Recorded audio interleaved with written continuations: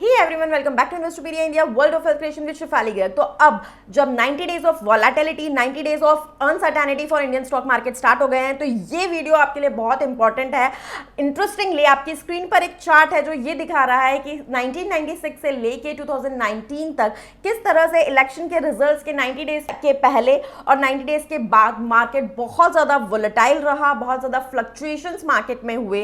And इससे भी ज़्यादा इंटरेस्टिंग है सेकेंड चार्ट आपकी स्क्रीन पर जो ये दिखा रहा है कि कौन से पर्टिकुलर सेक्टर ने और उस सेक्टर से रिलेटेड स्टॉक्स ने इलेक्शन के रिजल्ट से 1 मंथ, 6 मंथ एंड 1 ईयर के टाइमलाइन में किस तरीके रिटर्न्स दिए, नेगेटिव दिए, पॉजिटिव दिए, कितने परसेंटेज रिटर्न्स दिए। नाउ डेफिनेटली ये जो डेटा है ये पास्ट परफॉर्मेंस का है और इससे फ्यूचर का कोई भी 100% प्रेडिक्शन नहीं किया जा सकता कि इस साल भी यही ट्रेंड रहने वाला है, हर सेक्टर में इसी तरह से परफॉर्मेंस होगी जो पिछले पास्ट ट्रेंड्स के बेसिस पे हुई है।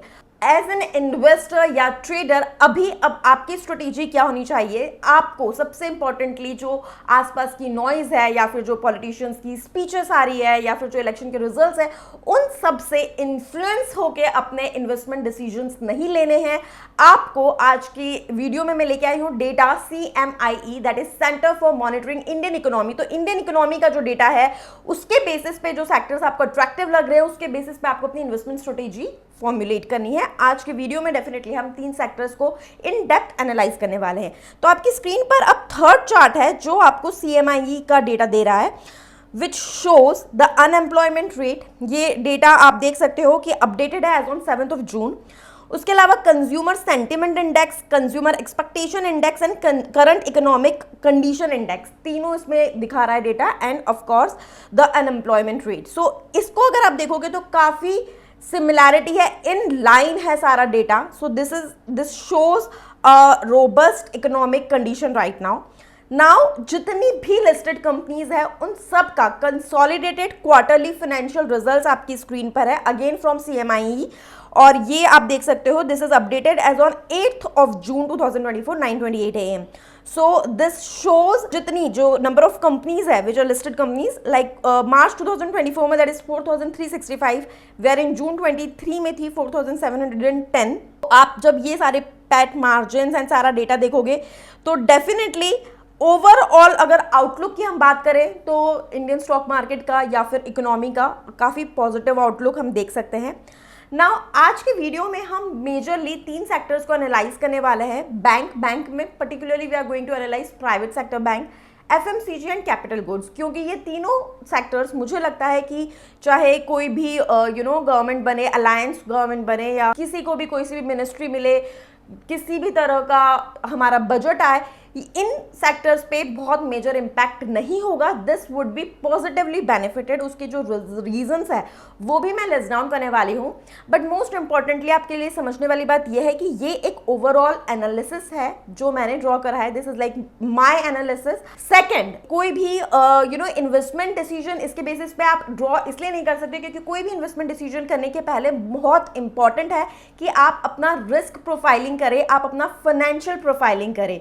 तो इसीलिए अगर आप खुद अपने इन्वेस्टमेंट डिसीजंस लेते हैं तो आपको अपना risk profiling and financial profiling जरूर करना चाहिए। अदरवाइज अगर आप किसी एक्सपर्ट की हेल्प लेते हैं तो go to SEBI registered advisor generally, क्योंकि सेबी रजिस्टर्ड एडवाइजर ये रिस्क प्रोफाइलिंग, फाइनेंशियल प्रोफाइलिंग करके ही आपका इन्वेस्टमेंट डिसीजंस लेंगे, जो कि गवर्नमेंट का, सेबी का भी नॉर्म है। If you want to get in touch with us, need our help, you can contact us on 9821611667, and otherwise आप किसी और सेबी रजिस्टर्ड एडवाइजर के पास भी जा सकते हैं। बट जो आउटसाइड की नॉइजेस है या फिर जो हर कोई आजकल के टाइम पे सोशल मीडिया के थ्रू रेकमेंडेशंस दे रहा है उसके बेसिस पे ब्लाइंडली इन्वेस्ट मत कीजिए, because right now the market is really condition जहां पे आपको इंटेलिजेंटली अगर आप डिसीजंस ले इन्वेस्ट कर रहे हो तो वेल्थ क्रिएशन हो सकती है, अदरवाइज वेल्थ इरोजन हो सकती है। सो be very careful.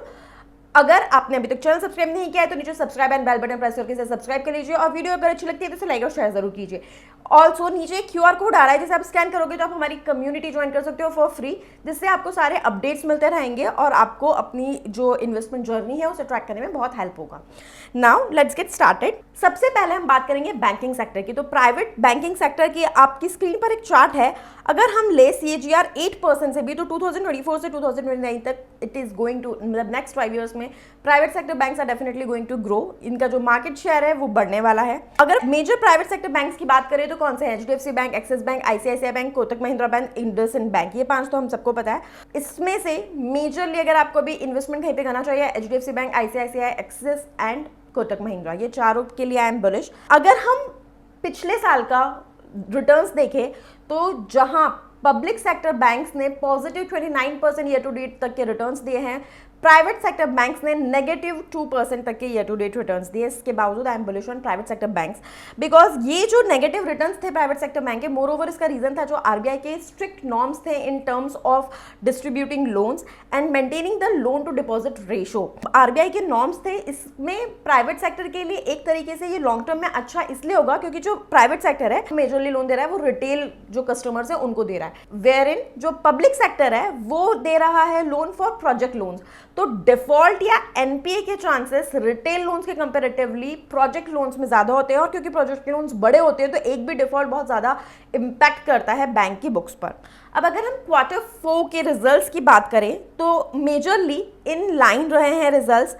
Healthy credit growth रही है, जो डिपॉजिट्स मोबिलाइजेशन है वो इंप्रूव हुआ है, मार्जिन कंप्रेशन हुआ है, strong asset quality matrix report करी है बैंक्स ने, एंड देयरफॉर वी बिलीव कि 2025 तक बैंक्स डेफिनेटली बहुत अच्छा परफॉर्म करने वाले हैं। जो सबसे मेन फैक्टर है प्राइवेट सेक्टर का बुलिश होने का प्राइवेट सेक्टर बैंक्स के लिए, that is their return ratio. अभी तक अगर हम देखेंगे, जो मैंने आपको स्टार्टिंग में भी बताया कि जो पब्लिक सेक्टर बैंक्स है वो थोड़े से ओवरवैल्यूड हो गए, जबकि private sector bank continuously consolidate कर रहे हैं, तो रिटर्न रेशो बहुत अट्रैक्टिव है। ये बहुत अच्छा टाइम है जब हम प्राइवेट सेक्टर बैंक्स में इन्वेस्ट करके अच्छे रिटर्न ले सकते हैं।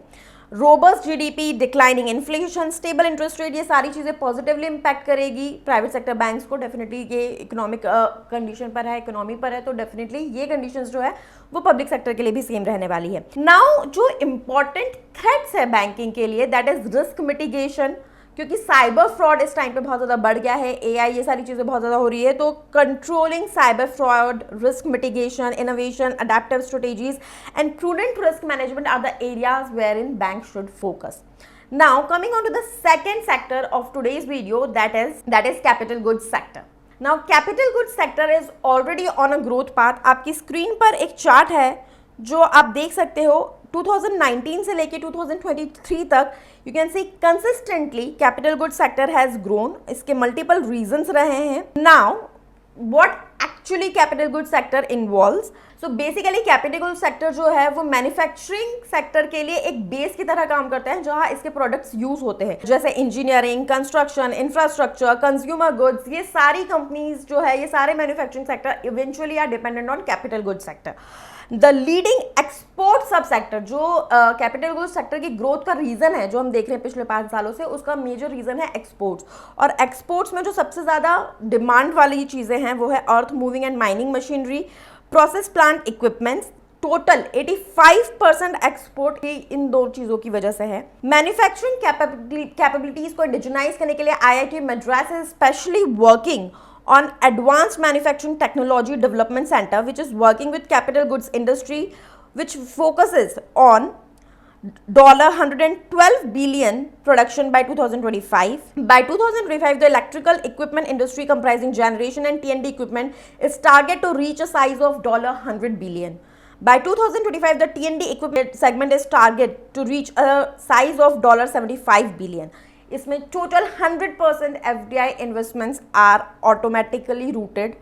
Now direct and indirect employment बहुत ज़्यादा ये जनरेट कर रहा है, which is like 5 million to 25 million by 2025. 25% targeted contribution to manufacturing sector, 5 million direct employment and 40% T&D equipment demand. So definitely a very positive sector. इसमें अगर हम companies की बात करें तो Siemens, तो इस तरह की कंपनीज है वो इसमें आएगी। Coming on to the third and the last sector for today's video, that is FMCG, that is fast moving consumer goods sector, right? अब FMCG की अगर हम बात करें तो डेफिनेटली इसने भी बहुत अच्छी ग्रोथ दिखाई है, and in a economy like India which is a consumption economy, उसमें FMCG sector is never going to fail. इसको मैं अभी फर्दर जब आपको एक्सप्लेन करूंगी, you would be convinced. So FMCG fourth largest industry है, and this is predicted to grow at a CAGR of 14.9%. तो 2023 में जो है $167 billion पे ये स्टैंड कर रही है, 2045 तक we are expecting it to reach $220 billion. FMCG के 4 सब सेक्टर्स है, एफएनबी, health care, personal care and home care. So now you understand कि एफएमसीजी सेक्टर इंडिया में कभी फेल नहीं हो सकता, क्योंकि जो इतनी पॉपुलेशन है इंडिया की, उनकी खुद की रिक्वायरमेंट है एफएनबी की, पर्सनल केयर की, हेल्थ केयर की, होम केयर की, जिसकी वजह से इसमें डिमांड हमेशा बनी रहेगी। एज फूड्स की अगर हम बात करें तो उसका मार्केट 2-fold ग्रो होने वाला है next few years and would touch $70 billion mark. Urban and rural economies जो है वो बहुत ज़्यादा कनेक्टेड हो रही है बिकॉज ऑफ इंटरनेट, तो उसका भी डायरेक्ट जो बेनिफिट मिल रहा है वो एफएमसीजी सेक्टर को मिल रहा है। D2C जो सेक्टर है वो बहुत अच्छा डेवलप हो रहा है, D2C सेगमेंट इन एफएमसीजी, क्योंकि मेजरली जो है it is all about connectivity. कितना अच्छा सप्लाई चेन है उस पर डिपेंड करता है, क्योंकि how approachable the customers the end users are. There is potential for growth due to increasing disposable income and increasing buying capacity and the trend। अगर आप देखोगे पहले रूरल इंडिया में लोग इतना बाय नहीं करते थे, लेकिन अब the people are buying, so the market penetration is increasing. E commerce sector 11% FMCG sales के लिए कंट्रीब्यूट कर रहा है already. With an investment of $1.42 billion, the Union Government Production Linked Incentive Schemes, जिसको हम PLI schemes भी कह सकते हैं, वो बहुत ज़्यादा एक्सपोर्ट के चांसेस भी बढ़ा रहे हैं एफएमसीजी सेक्टर में। And because of all these things plus जो एफएमसीजी सेक्टर है इकलौता ऐसा सेक्टर है जिसकी ईयर राउंड इक्वल डिमांड रहती है। ऐसा नहीं है कि किसी एक पर्टिकुलर सीजन में डिमांड बढ़ती है, but it is like year round demand is there. Export import दोनों में इसका अपॉर्चुनिटी है।